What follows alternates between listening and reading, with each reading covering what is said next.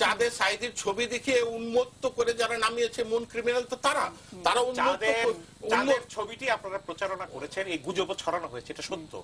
কিন্তু সাইদির অসংখ্য ভক্ত আছে যারা নিজেরাও রাস্তায় না চাঁদের কথা বললে কিন্তু আপনি এই সাইদির প্রতি জনগণের বা তাদের ভক্তদের ভালোবাসাকে কিন্তু না আমি সাইদির এটা আমি বিশ্বাস করি না। বগুড়াতে মারা যায়নি, মানিকগঞ্জে কি চাঁদের ছবি দেখে মারা গেছে? না আমি মানিকগঞ্জে যারা মেরেছে তারা আমি বিশ্বাস করি না।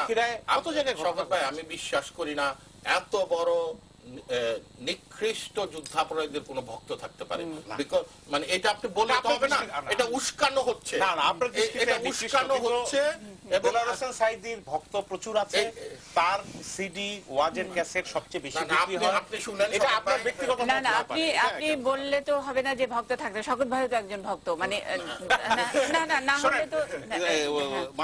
মাওলানা দেলোয়ার হোসেন সাঈদীর ওয়াজ আমি নিজে শুনেছি এবং তার ওয়াজ আমার ভালো লাগে। তো আপনি আমার এই ভালো লাগাকে আপনি কিভাবে আমি ক্ষমা চাচ্ছি আপনার সাথে। আপনি যদি বলেন যে নিকৃষ্ট যুদ্ধাপরাধী, সেটা আপনার মত হতে পারে, কিন্তু আমি তার ওয়াজ শুনেছি, আমার ওয়াজ শুনে মনে হয়েছে। এবং শওকত ভাই বিচারকদের রায়টা কি?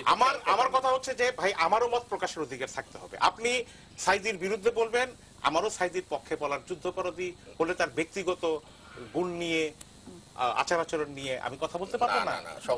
এবং এই যুদ্ধাপরাধীর বিচারকে নিয়েও যেহেতু একটা প্রশ্নবিদ্ধ বিচার, সেই তর্কে